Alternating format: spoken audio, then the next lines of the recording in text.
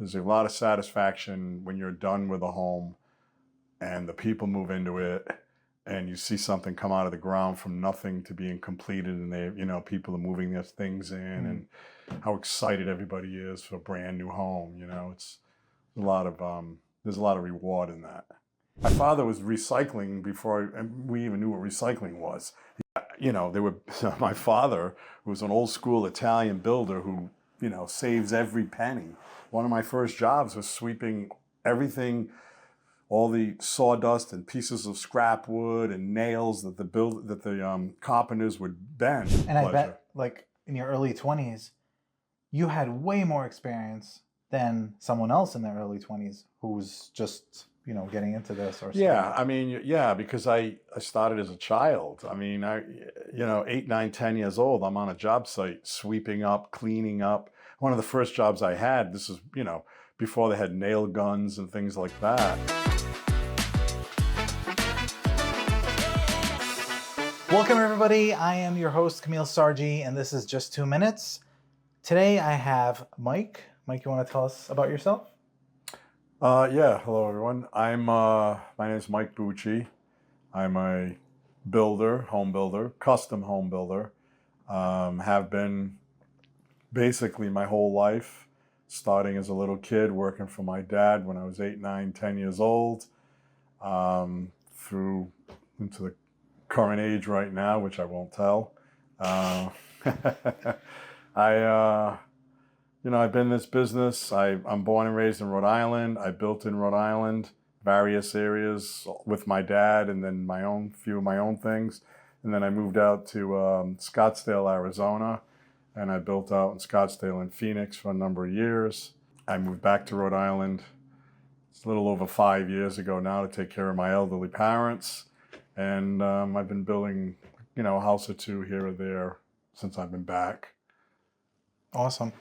And you're here so we can talk about home building. I don't think I've talked about it much in my podcast, but before that, I have my timer here for the Just 2 Minutes questions. Are you ready? I'm ready. Okay. I'm a really good storyteller. I've been since I was a kid. What was your favorite story when you were a kid? Story when I was a kid? Or a book, or... Oh, you mean like, oh boy. Interesting. My favorite story as a kid. I can't remember that far back. Actually, you know what? Let's create a story right now. All right. Okay? So you just complete the blanks, all right? An orange, apple, and pear look at each other and say...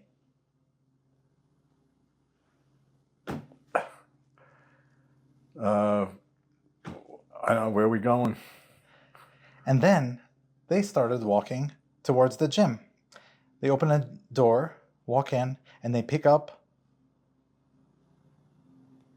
a banana. And then this happens. They make a fruit salad. Then they shake hands, wipe the sweat on their forehead, and walk towards the door and say... That was interesting.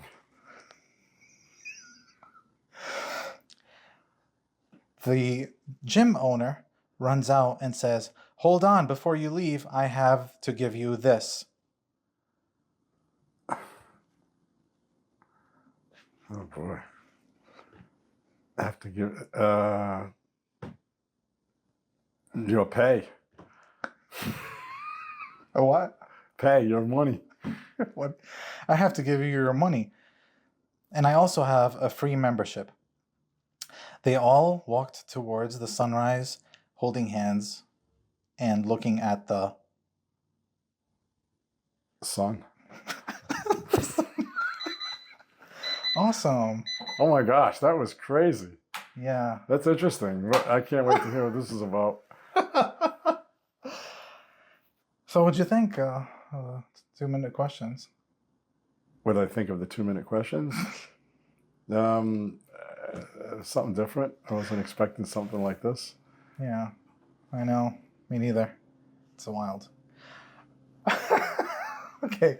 All right. So back to planet Earth. And enough about the gym with these With the fruit. with the fruits. Yeah. Yeah. Um, I'm hungry now, though. so I want to talk about, well, first thing, you got inspired to do what you did because you did that with your dad. You built. Yeah, with your dad. I was born into it, raised into it. It wasn't an option actually as a child.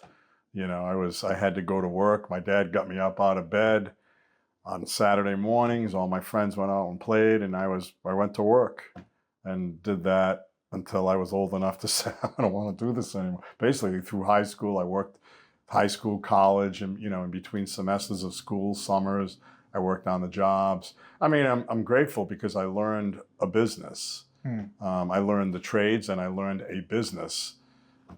It wasn't always what I wanted to do when I wanted to do it, but it turned into being a career for me, and something that I've enjoyed doing. And there's a lot of satisfaction when you're done with a home and the people move into it and you see something come out of the ground from nothing to being completed, and people are moving their things in, and how excited everybody is for a brand new home. It's a lot of there's a lot of reward in that. And pleasure. I bet, like in your early 20s, you had way more experience than someone else in their early 20s who's just getting into this or something. Yeah, because I started as a child. 8, 9, 10 years old, I'm on a job site sweeping up, cleaning up. One of the first jobs I had, this is, before they had nail guns and things like that. My father, who was an old school Italian builder who, saves every penny.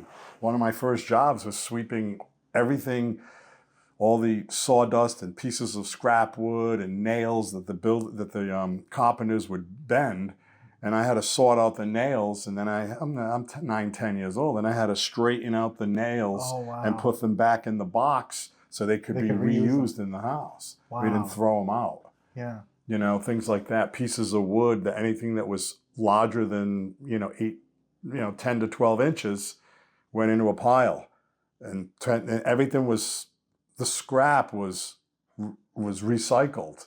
My father was recycling before we even knew what recycling was. He just did it on the job, so I learned it. That's what I learned. And that's what I started doing when I was a kid. Yeah. So I started with that onto ending up being the general contractor and contracting and building 10,000 square foot multi-million-dollar houses. Wow. Some on the sides of mountains in Scottsdale, Phoenix, Arizona. Wow. So all that, is that what got you, I'm assuming already, is that what got you to be organized in how you do things with a home, or you did your own thing? No, I learned a lot from my dad. And then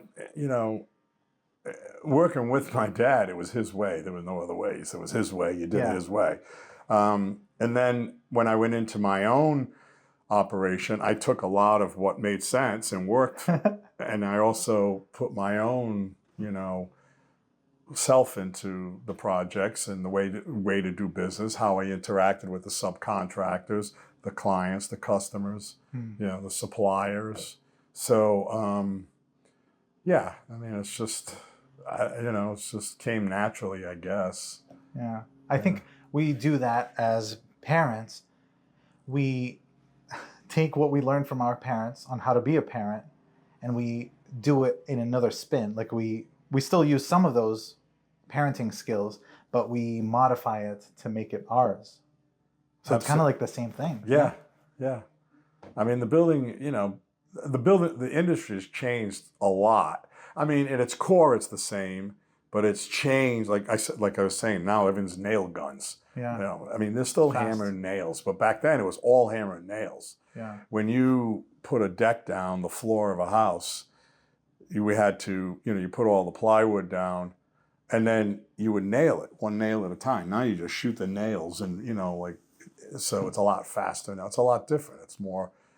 Technology has automated a lot of things and sped things up, and a lot, right? A lot of things. A lot. Yeah. Because nailing framing up a room is way faster with the nail gun than with Absolutely. the hammer. Oh, 100%. So that, helped builders increase Speed. the amount of homes that they can be done with. Wow. Yeah, and now today, the big production builders that we don't really have them here in Rhode Island, but the big production builders across the United States, these, publicly traded companies that build massive subdivisions, all these homes are being fabricated in factories, and the wall, everything's just being assembled on the job. It's getting into, there's manufactured homes, which we all kind of know as trailer homes and that kind of thing. Those are called manufactured homes, but almost, all the production track homes are all being built now in buildings and assembled on the jobs.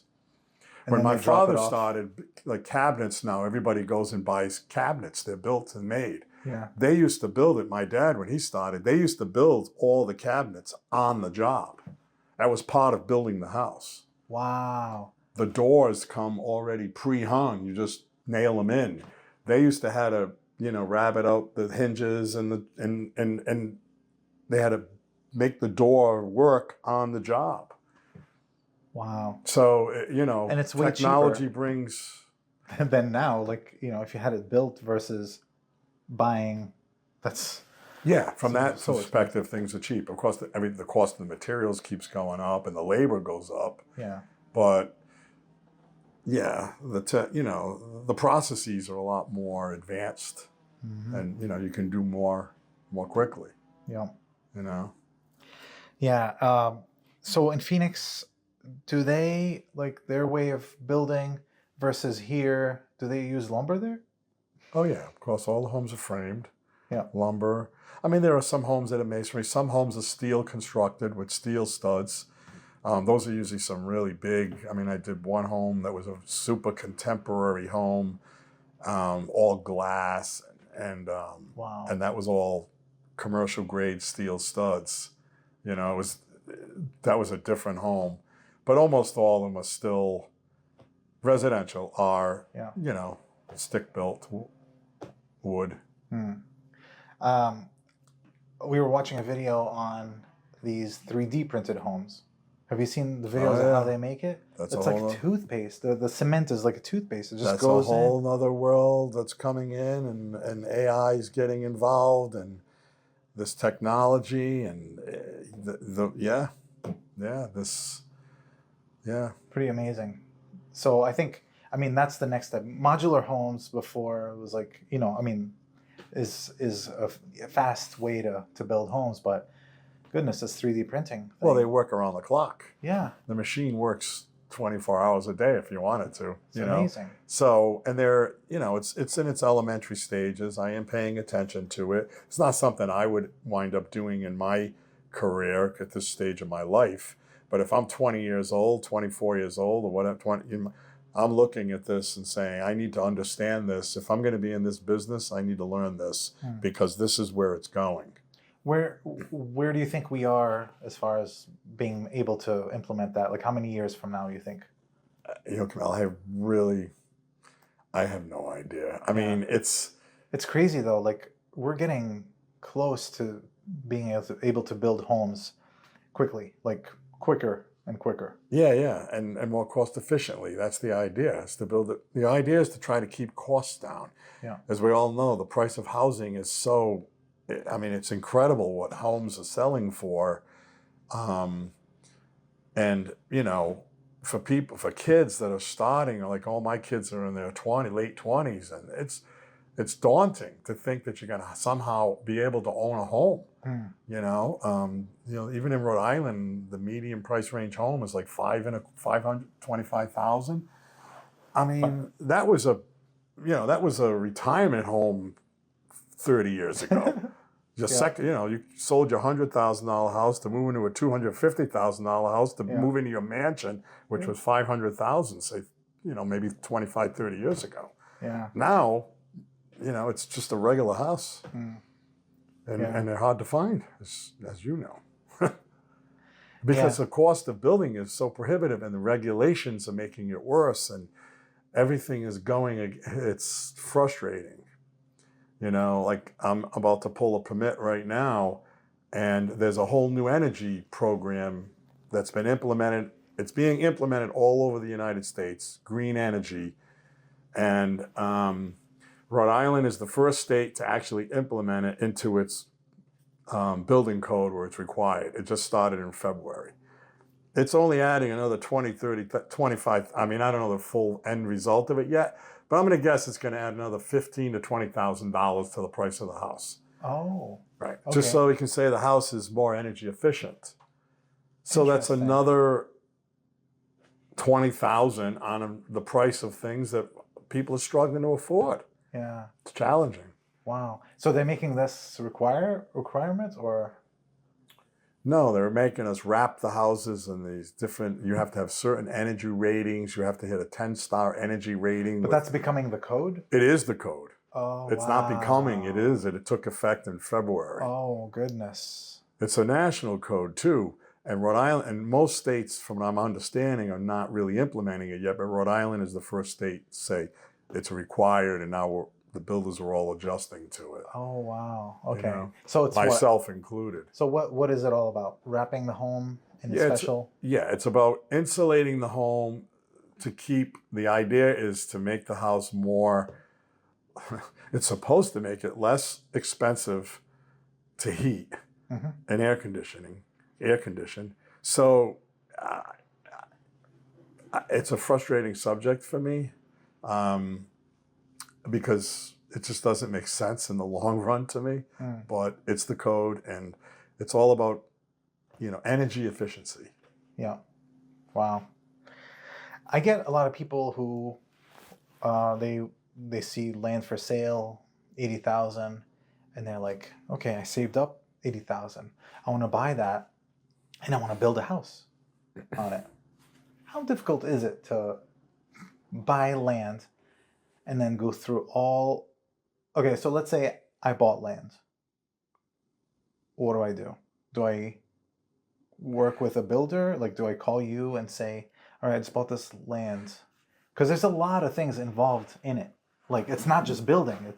Well, it starts with buying the land itself. So it's not just buying a piece of land. Okay, I got a heck of a deal. I bought this lot for $50,000, and all the other lots are selling for $200,000, as an example.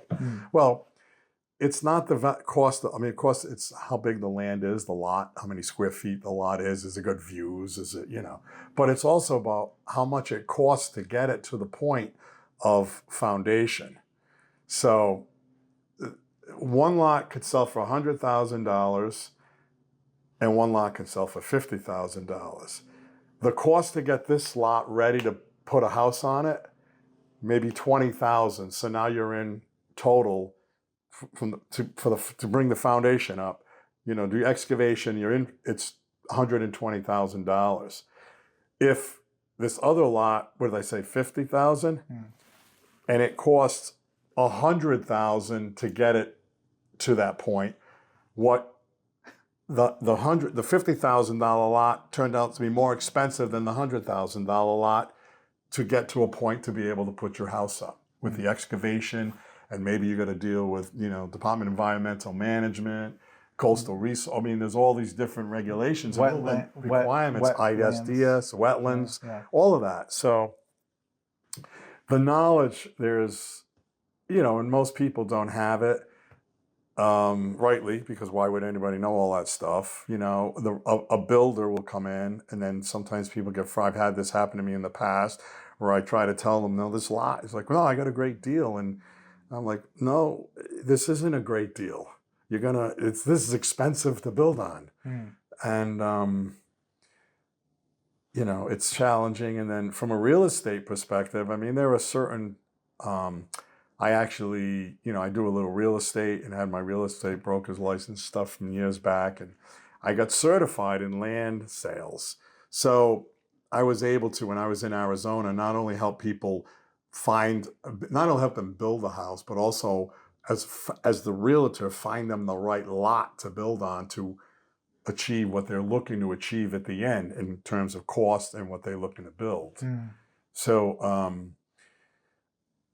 I would suggest to any realtor that wants to focus on land to take some of those, the classes that NAR has Yeah, to understand the land game of it, land piece of it, because there's a lot to that, definitely. and then, you design the house. I mean, rightly, you design the house to the lot. Somebody might want to build a colonial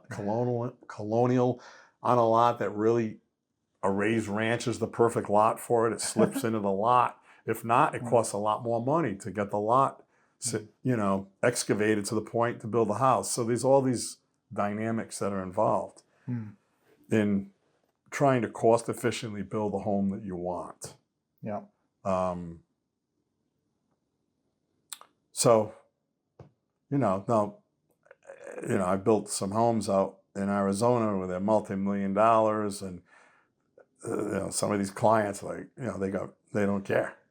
Okay, that's going to cost $150,000. I built one house on the side of the mountain. It took us 10 months.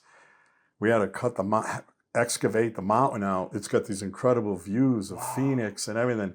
It took us 10 months just to be able to pour the foundation.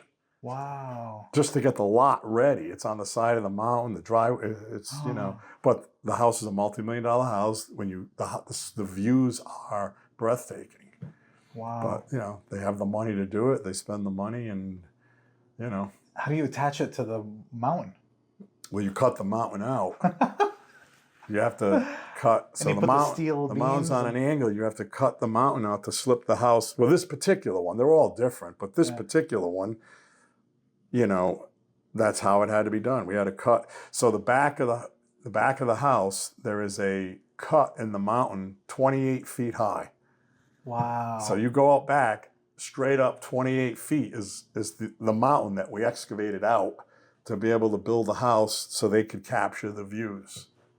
Wow. And we had a crane in and almost had a helicopter in the drywall and stuff like that. Wow. Because it was so high on the mountain. And there are homes in areas like that where you need helicopters to bring the materials in.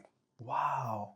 So that's insane. Yeah, because how the heck would you bring? Yeah. Because you can't get trucks up those hills with that amount of material on it. Yeah. So if you can get a crane in, you crane it. If the crane can't make it work, you have to airdrop it in. That's crazy. Yeah, and there are, this is, I lived out in Scottsdale and Phoenix, and anyone that's been out there they know what I'm talking. You see the houses on, on the mountainsides and. So how do you feel about, each city is different. Everybody's different perspective as far as the town inspectors, building, electrical, plumbing inspectors. They're all different. They all have their different personalities. They have their, some are willing to help you work things out. Others are always against what you want to do and try to fight you, and they take it out. Their mission in life seems like, I'm gonna stop this from happening, whatever, ego, whatever. So how has it been in your experience with all inspectors are great. All inspectors, if you're an inspector, they're all great. Oh, great. Okay. Just boom, we turned off the recording. Now it's just us. Let's talk about No, listen, they're doing their jobs. Yeah. They all have a different approach to doing the job. They have a code. And that's, as long as you're achieving what the code is, and we're, builders, we want to meet the code. And we're all there, and some can be more of a stickler than others. Rightly so in some cases. There are some that may be a little lax in some ways. But, our job is to appease them, give them what they need and want, and move on to finish the house and get a certificate of occupancy.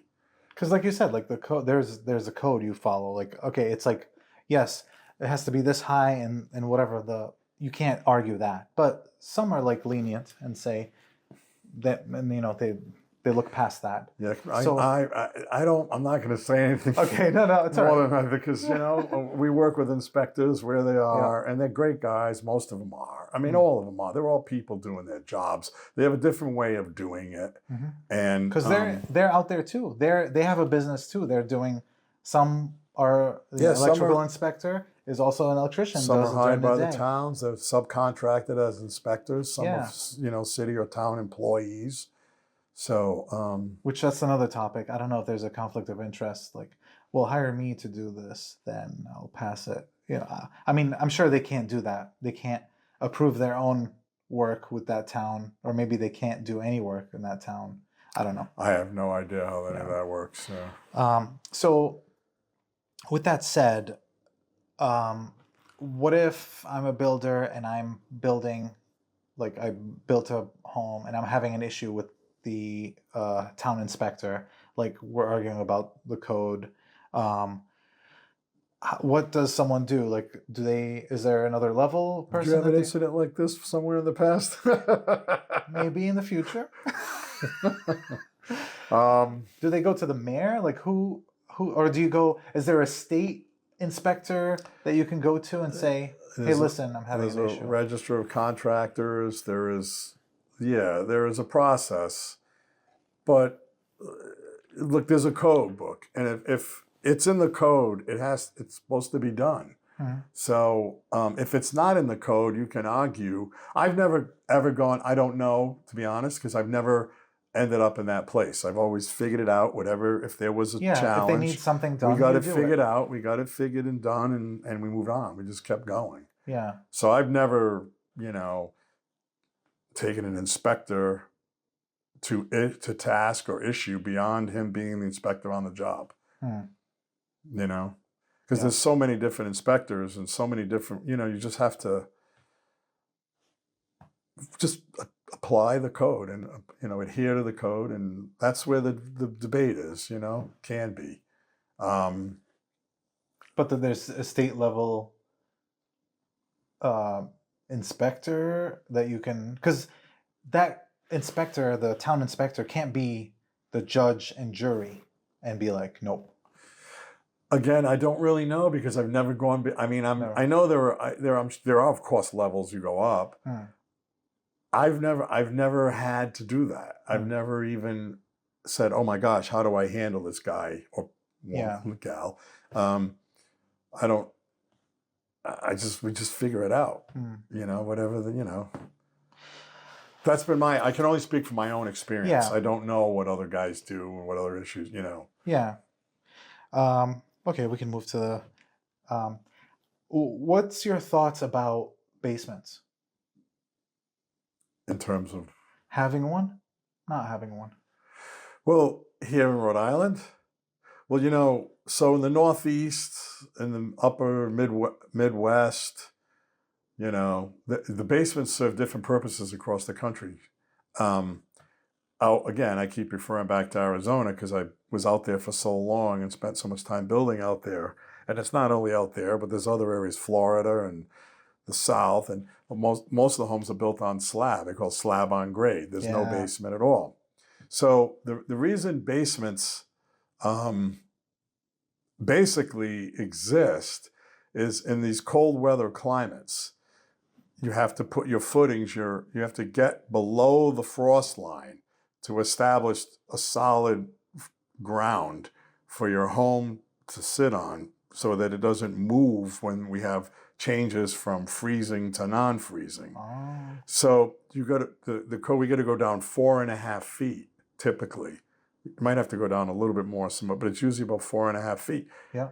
So when you dig down that far, 4.5 feet, you dig another 3 feet or 3.5 feet.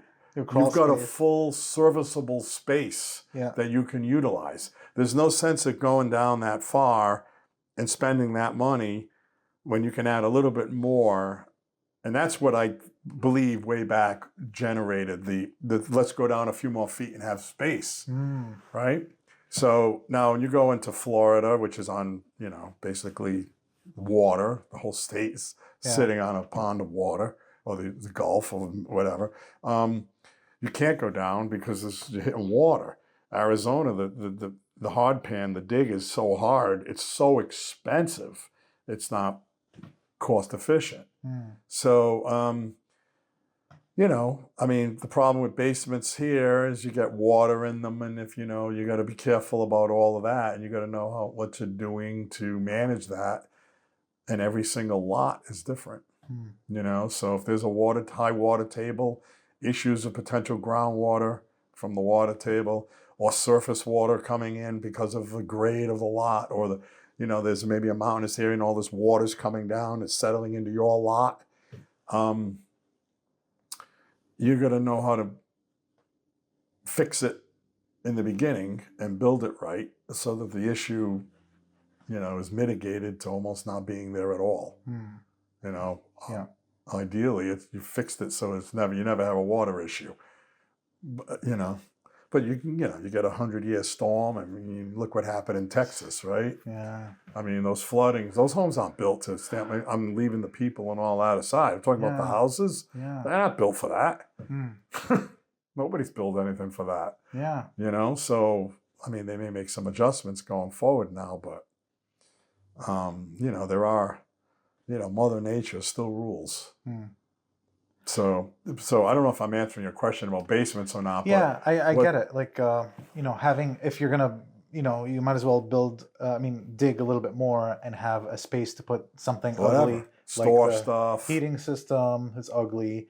The water heater is ugly. Let's get that out of the way. Put all the utilities down there. You have a storage cellar down there. You have extra space. If you have enough to have a walkout where you can have open space, now you can have half open, and then you can convert it into a family room, a man cave, whatever, a sewing room, or if anybody sews anymore. Yeah. It's wild in the sewing rooms. It gets crazy sometimes. People sewing.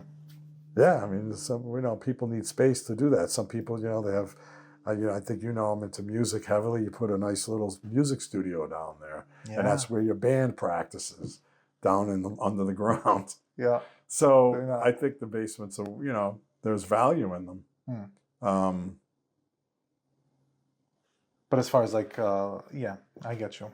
Yeah. So it could go either way, but you're spending that money. Might as well just have a space. That's the thing. I mean, unless you've got challenging ground conditions that may lead to a water issue.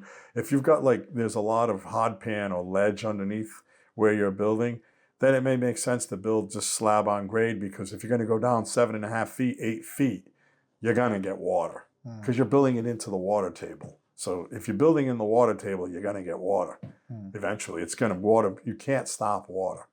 Yeah. You can hold it up a little, but water does spit what it water out, does. and then eventually comes It may back. take 100 years for it to find its way in, but it will. Yeah.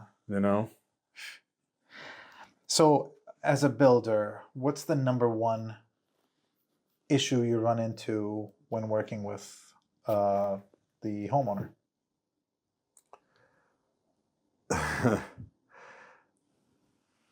If it's a custom home, I would say the biggest challenge, provided the money is there and there's a tight money and something happened or whatever, but it's making decisions on what they want.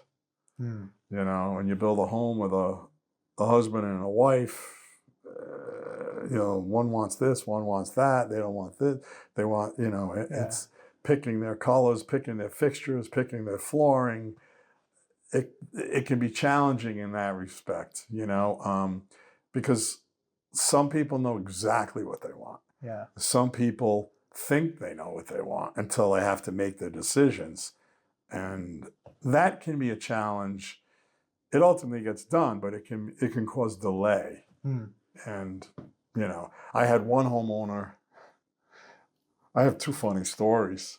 One homeowner, when we were coming to painting the house, we had literally 20 different shades of white, off-whites. The painter was ready. He goes, "I'm out of here. I can't do this." He was trying to please her. "Oh, well, that's not the right one." And we put samples up on the wall so you can see it in the light and all that before you go ahead and get the sign. 20 different shades of white. You know, white has different variances. Every color has variances. Yeah. It was like, and then I was finally like, and this is a very, very wealthy woman, like, you got to pick a color or I'm going to paint the house the color I like. And she goes, whatever color you want, paint it. And we went with the white that I liked and she loved it. Oh my God. That's one story. Now, the funny story that my father tells, and this is just talking about people trying to understand, they don't really know what they want. My father was building a house when he was in his early 20s. And one of my aunts, who he was building a house for, his brother's wife, he was building a custom home. And they brought the toilets in and she goes, that's not the toilet I ordered. That's not the right color. So the plumber happened to be an uncle. So it was like all these family members, but my father was the general contractor. My uncle was the plumber and we're building it. They were building, I wasn't even born. They were building it for another family member, my other uncle, my dad's brother and his wife. So the toilet, she picks out this toilet and she comes in and she says, that's not the right toilet. So my uncle Lou, his name is, he's passed now, he says, no, that's the toilet you picked. And she says, I'm telling you, that's not the right toilet. So he said, all right, toilets, you know, all right, I'll take him back and I'll see what the story is. He put him in his truck, he drove home, left him in the truck. The next morning he comes back. He said, I went and got the different toilets. Is this better? She goes, that's the toilet. I'm telling you, it was the same toilet. Oh my gosh. Oh my gosh. So my father, and now because he knew her? My father still laughs about it. He's 90, almost 94 years old. He still laughs telling the story. Wow. But to the point of the people don't really know what they want and think they want. And my aunt, you know, at the time thought the toilet was the wrong color. And it was the same exact toilet. And she goes, that's the one I was looking at. That's the one I was talking about. It's the same one that she said wasn't right. When was this revealed to her eventually? I really don't know. My father just shared this story with me recently. My father's 93 and still, you know, building. He's got so many stories. And he shared that story and I laughed. Now, my uncle, who was the plumber, he's passed. My aunt and uncle have passed. Everybody's passed. My father's 93. He's the last one of them all left, basically. Yeah. But we were talking about different things and, you know, homeowners. He let out the secret. He waited this long. And he was laughing to this day. He was laughing his butt off. Something that happened 70 years ago. That's awesome. You know, that's the challenge sometimes is people not really knowing what they want, you know. I would say that's the biggest challenge. And it's them going through their own stresses of it. Nowadays you can and then the bring husband out a and paper. the wife and they start fighting. They start, I've had issues where I'm like, you see some, you know, it's stressful for a lot of people. It's like, I'm going to take a step away. I'll let you guys talk it through and then I'll come back when you guys make a decision because I don't want to see this. I read somewhere, and I don't remember the exact number. I read somewhere there's 220-something thousand decisions to make to build one house. Wow. I believe it. So I don't know who calculated that, and I forgot where I read it. It wasn't long ago. It was maybe 6 months ago I read it, and I laughed because there's so many little decisions that go into build this one home. Yeah. You know? So that's a lot on homeowners sometimes, you know? Yeah. Wow. So that's as far as the customer. What's the most challenging part of building a home besides the people? From a builder's standpoint, it's getting all the trades to work together. They you know, it's a challenge sometimes where the plumber's complaining about the electrician and he's complaining about and it's just people. It's just dealing with managing people is the most challenging part. You know, the materials are the materials, you get them, they show up, you know, what needs to be done, but it's just, I would just say it's managing people. Yeah, that's always a tough one with Right.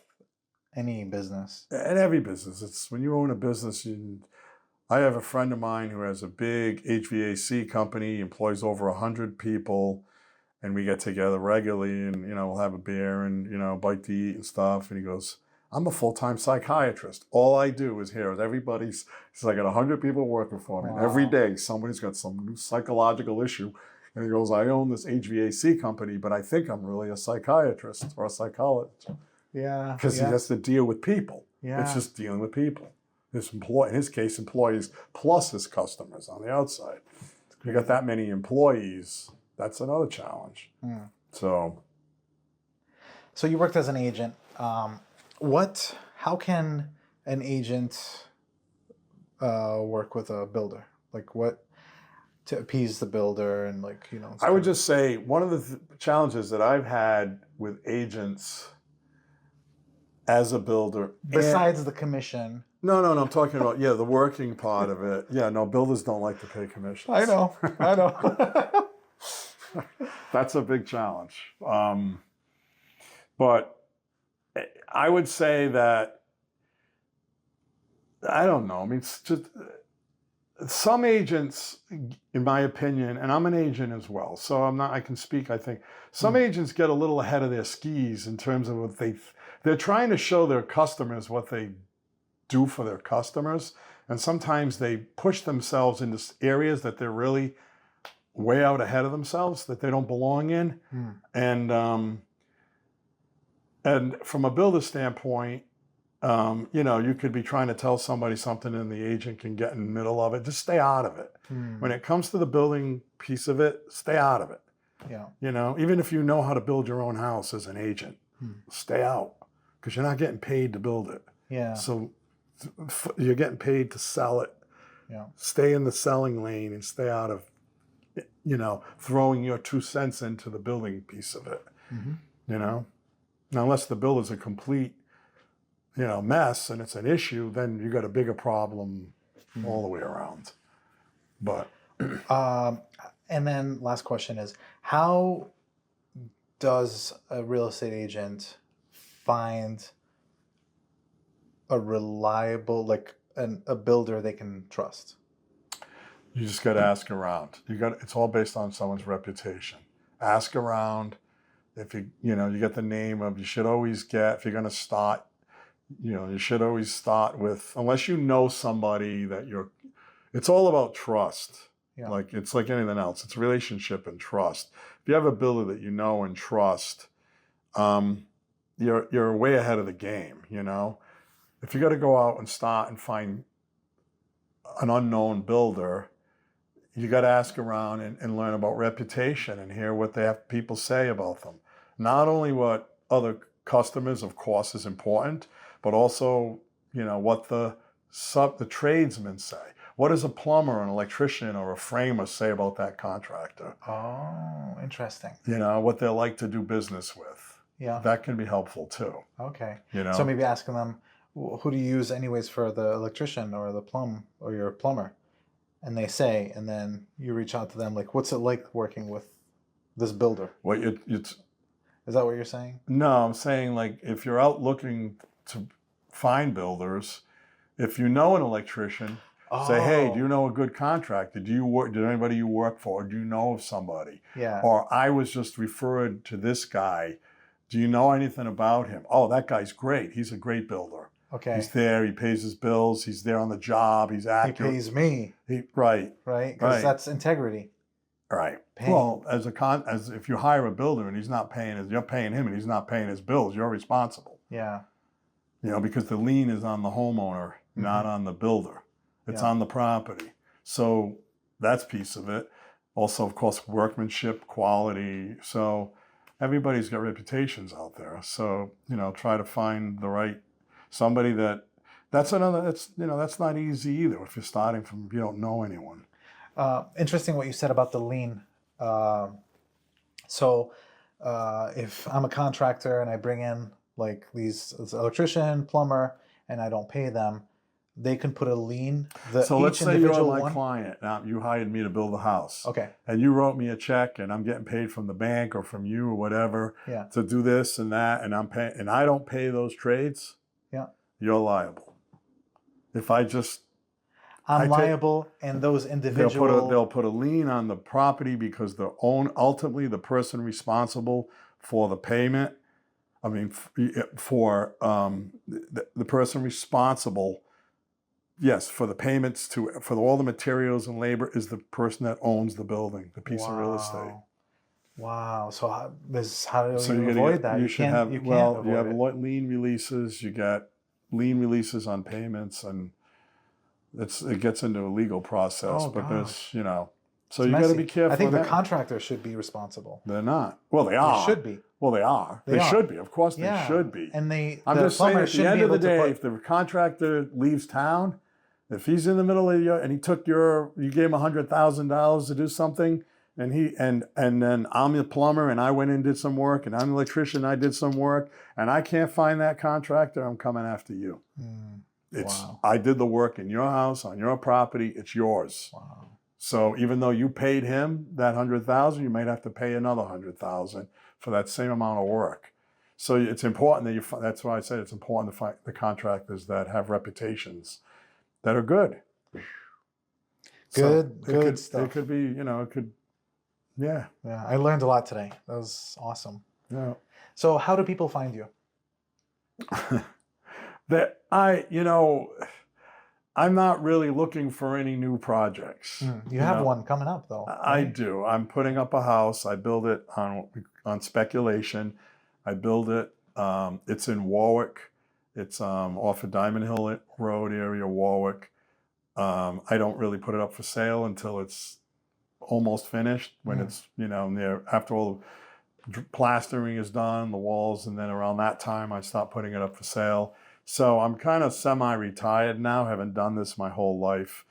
I mentioned I mess around in the music business for fun, but as far as building goes, I'm really not looking for any new projects. Okay. I mean, if a family member, if my son wanted a house built, of course I'd build a house for him or with him. My kids and then I'll put this house up, sell it. I build a house every few years now because I'm kind of, I started when I was 9 years old. So wow, 10 years old in the business. How about a plug for your music? That's, so I have a music company called Saraceno Music and Entertainment. We're a music booking agency. We book, I bought into the company and pretty much the majority owner of it now. The partner that started it. It's been in business since the early 1990s. And we book music all over Rhode Island, country clubs, hotels, bars, weddings, bar mitzvahs, whatever you need music for, we're available with Saraceno Music and Entertainment. So at this point in my life, music's always been my passion. That's my fun business. Yeah. I mean, it's full-time business. I'm working at it. Yeah. But I really am having a good time with it because the building part of it, while I loved the building while I did it, it served me well in my life. I was able to raise my family nicely and all. This is my next phase of it's passion. Yeah. But we're full on busy. Awesome. I think I've got this coming week, we book all the bands at the St. Mary's Feast. I think I've got this week 20-something bands and musicians playing all over. Wow. This weekend. Wow. That's amazing. Every week's like we got a lot of stuff going. Yeah, that's cool. Yeah, we have big hotels that hire us to do whenever they need music for themselves or their clients, their their corporate clients and stuff. Beach clubs, the well-known beach clubs here in Rhode Island. We book a lot of the music there. That's great that you're able to follow your passion and be able to. Yeah, I mean, I've worked hard my whole life, and I'm in a position where I'm okay financially. I'm in a good place, and I can do now what I really love to do, and that's be with and around musicians and music, Awesome. and help people find the right music for what they're looking for, and get the right artist into the right, we say in the music business, the right gig, where the right music is being played for a corporate event or for a wedding, so yeah. So if anybody needs music, I'm here. Saraceno Music and Entertainment. Awesome. Well, thanks for stopping by. All right, And it was fun. Really appreciate you having me. My agents got a squad, we all in the zone. In-house help, so they ain't doing it alone. They focus on clients, negotiating win, while the back end's hand 'em, man, that's how we spin. I hand 'em business, watch 'em all climb.